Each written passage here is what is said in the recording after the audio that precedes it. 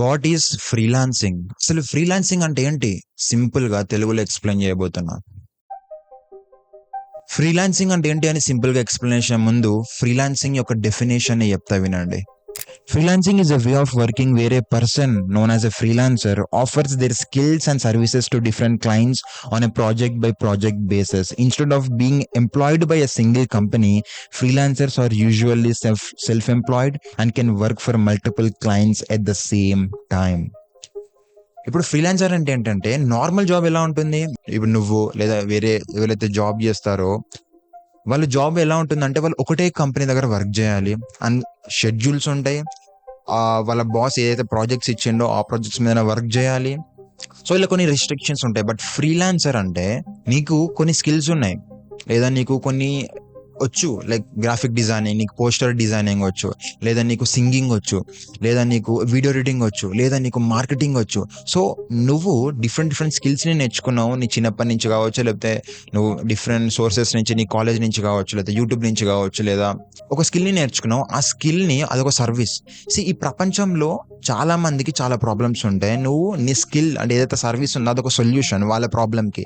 నువ్వు వాళ్ళ ప్రాబ్లమ్కి నీ సొల్యూషన్ ఇచ్చి ఇన్ రిటర్న్ మనీని తీసుకుంటున్నావు. For example let's say YouTubers ఉన్నారు. యూట్యూబర్స్కి ఏం కావాలి? తమ్నెయిల్స్ డిజైన్ చేయాలి. ఏదైతే మీరు వీడియోలో చూస్తున్నారో తమ్నెయిల్స్ కావచ్చు, వీడియో ఎడిటింగ్ కావచ్చు. నీకు వీడియో ఎడిటింగ్ అనే స్కిల్ ఉంది నీ దగ్గర, అంటే నీకు వీడియో ఎడిటింగ్ ఎలా చేయాలో వచ్చు అద్భుతంగా. నువ్వేం చేస్తావు? ఒక యూట్యూబర్ దగ్గరికి వెళ్ళి నాకు ఇలా వీడియో ఎడిటింగ్ వచ్చు, ఒక వీడియోకి నేను ఇంత ఛార్జ్ చేస్తాను, అంటే ఒక వీడియోకి నేను 500 రూపీసా, 1000 రూపీసా, 2000 ఇంత తీసుకుంటా అని చెప్పి వెళ్ళి వీడియో ఎడిటింగ్ చేయవచ్చు. అంటే ఆ యూట్యూబర్కి వీడియో ఎడిటింగ్ అనేది అంత అద్భుతంగా రాదు, నీకు అద్భుతంగా వచ్చు.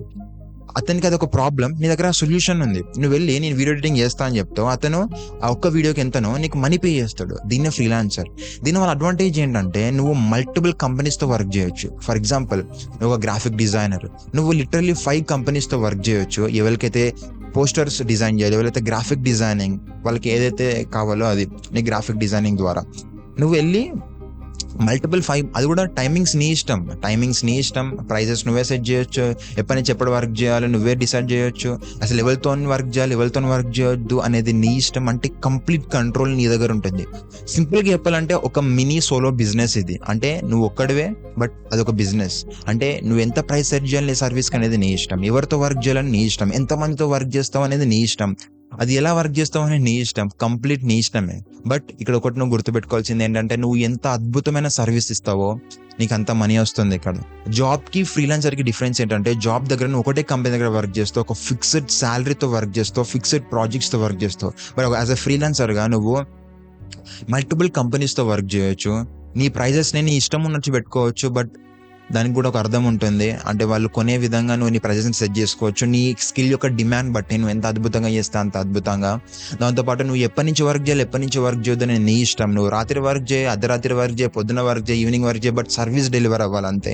మీకు కొంచెం రిస్క్ ఉంటుంది. అంటే మీరు మంచి సర్వీస్ అయితేనే మీకు ఫస్ట్ మీరు క్లయింట్స్ని వెతకాలి. క్లయింట్స్ని వెతకడానికి చాలా వేస్ ఉంటాయి, చాలా ప్లాట్ఫామ్స్ ఉంటాయి. ఎక్కడైతే వాళ్ళే వస్తారు, అంటే మీకు ఏవైతే క్లయింట్స్ ఉంటారో వాళ్ళే అక్కడ వస్తారు, వెతుకుతారు ఎవరైతే బెస్ట్ సర్వీస్ ఇస్తారో. అక్కడ మీరు మీ ప్రొఫైల్ని రిజిస్టర్ చేసుకొని మీరు ఇవి చేస్తామని మీరు కరెక్ట్గా అక్కడ రాసి పెడితే మీకు అక్కడ నుంచి క్లయింట్స్ రావచ్చు. లేదా మీరు అవుట్ రీచింగ్ చేయొచ్చు. అంటే మీరు పర్సనల్ కంపెనీ దగ్గరికి వెళ్ళి ఇట్లా నేను చేస్తాను, ఆఫర్స్ని తీసుకోండి, నా సర్వీసెస్ని తీసుకోండి అని అట్లా అవుట్ రీచింగ్ చేయొచ్చు. అండ్ నెంబర్ 3 నువ్వు అడ్వర్టైజింగ్ నడపచ్చు. అడ్వర్టైజింగ్ లేదా పెయిడ్ మార్కెటింగ్, నీ ఇట్లా సర్వీసెస్ నడుపుతాను అడ్వర్టైజింగ్ చేయొచ్చు, దాని ద్వారా కూడా వస్తాయి. సో ఇలా మల్టిపుల్ వేస్ ఉంటాయి నీ క్లయింట్స్ అడగడానికి.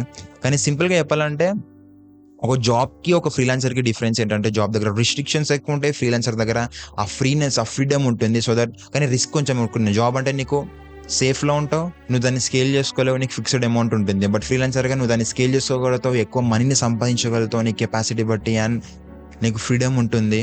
కొంచెం రిస్క్ కూడా ఉంటుంది, ఎందుకంటే నువ్వు నీ క్లయింట్స్ని మేనేజ్ చేయాలి, నువ్వు సేల్స్ నేర్చుకోవాలి, నువ్వు మార్కెట్ చేయడం నేర్చుకోవాలి.